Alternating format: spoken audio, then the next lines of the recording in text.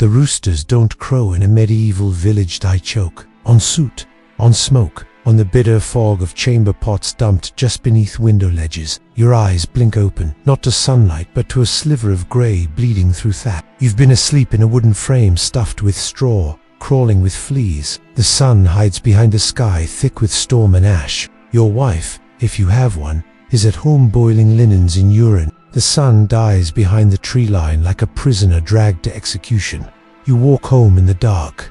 No lantern, no torch, just instinct and memory. The same path you've walked every day of your life, and will until it ends in the same mud, with the same bell tolling, with the same sky forgetting you. Not for cleanliness, no. That's not the goal, but to bleach them. Perhaps to fool the next pox outbreak. You don't talk about the children, because if they made it past 5, they might not make it past 7.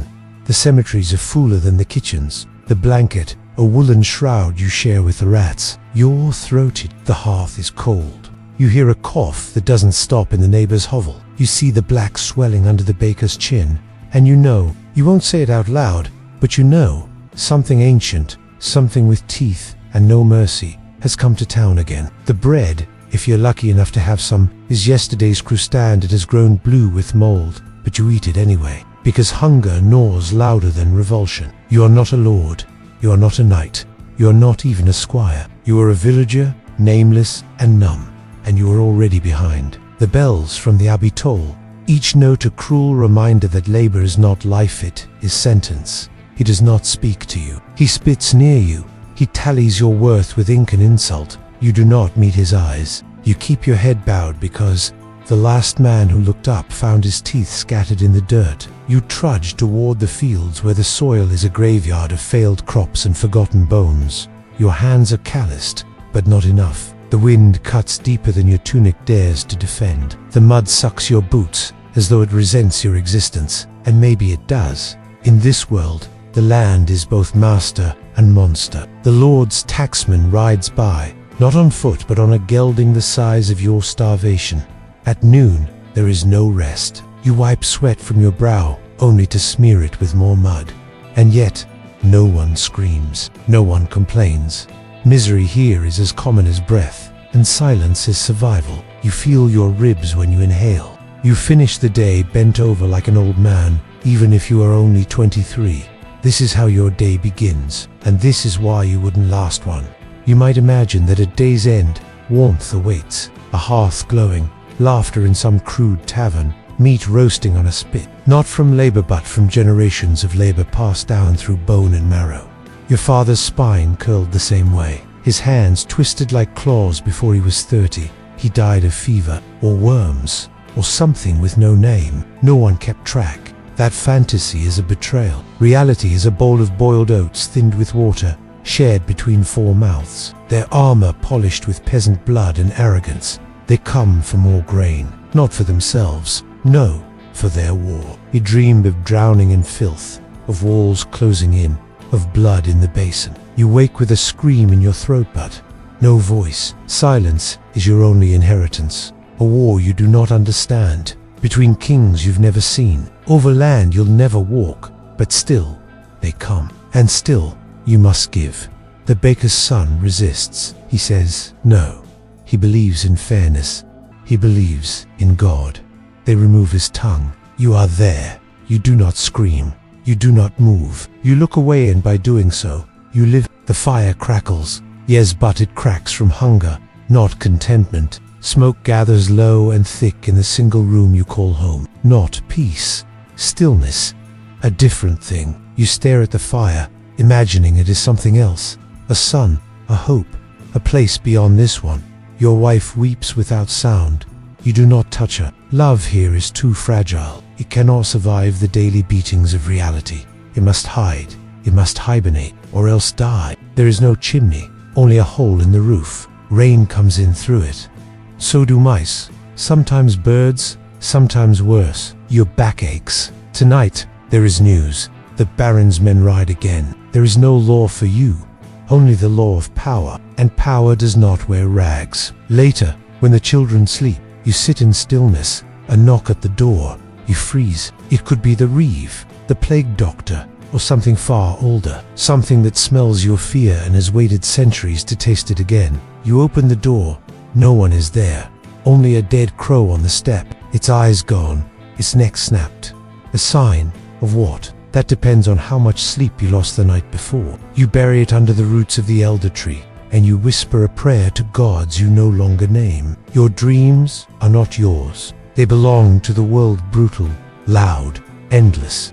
It's St. Hildegard's day, or maybe it's not. No one knows the date, but the bells ring louder today. The priest, swollen with ale and secrets, declares a feast. There will be celebration. The town gathers, grey-faced and bent, dressed in whatever cloth hasn't yet turned to moths. Not outrage, but there is music. A one-string fiddle that moans like a mother at a funeral. A drum made of pigskin stretched tight with misery. And you dance. You move because motion is medicine, because stillness invites sorrow, because your ancestors did the same under the same sky. Not horror. Something smaller. Something more dangerous. Numbness. You are learning the rules of survival. And rule number 1. Empathy is a death sentence. A puppet show begins in the square. It is not for joy, it is for control. The puppets wear crowns. One is a heretic. He burns. The other repents. He kneels. The crowd claps because they must. A young girl smiles too brightly. The priest notices it. By dusk, she will be accused. Her family will say nothing. To protect themselves, they will throw her forward. She will not scream. She will walk into the church and pray, even as they close the door behind her, even as the candle wax drips onto her wrists like holy fire. You watch it all, and you feel something. The feast is meager, boiled root, a handful of berries, stale ale. The children laugh. For a moment, the world feels less cruel. Then the clouds break open. Rain lashes down like punishment. The fire dies. The music stops. Everyone runs, not to shelter but to silence. The silence of knowing the joy was borrowed, and the debt has come due. That night, the girl is gone. No one mentions her name. Her house stands empty. A black cloth is tied to the door. You know what that means. Everyone does, but no one says it, because in the dark, words become weapons, and you cannot afford to bleed. You wake, coughing. The air is thick, unmoving. Then movement. Something down there, breathing. The hearth cold again. You reach for water, but the bucket is empty. Your wife cannot cry. She has become stone. The village is half what it was. You are not the same man. You are not a man at all. You are survival in human form. Hallowed Herod, hungered. You bury him shallow. There is no time. He does not ask why your hands shake. He asks for your grain, and you give it. The earth is too hard. The other graves are full. You say his name once, then you forget it. Someone must go to the well. You go. By morning, 9 more. The air smells of lie and fear. The rats are bold now. They walk where people once stood, and the bells do not ring anymore. There are too many to mourn. Outside, the village is quiet. Too quiet. You hear no dogs, no birds, only the creak of the wind against rotted shutters. You reach the well. The rope hangs limp. The pail is gone. You lean over and see nothing but black. You run. Back home, your child is feverish, eyes wild, hands clutching nothing. Your wife holds him close. You light a candle. The flame flickers blue. You remember the stories. Plague is coming. She whispers the same prayer you did when your brother died, and you know it won't help. The priest says it is God's will. The herbalist says it is in the water. The merchant says it came on the wind. No one is right. No one is wrong. Death does not explain itself. It simply arrives. And when it does, it takes what it wants. By nightfall, 6 homes are sealed. You stand outside your door, holding your child's body, because forgetting is the only way to keep going. The sun rises like an executioner's axe. And still, the taxman returns. He does not ask where your son is, because this is life, because this is the Middle Ages, because this is why you wouldn't last a day.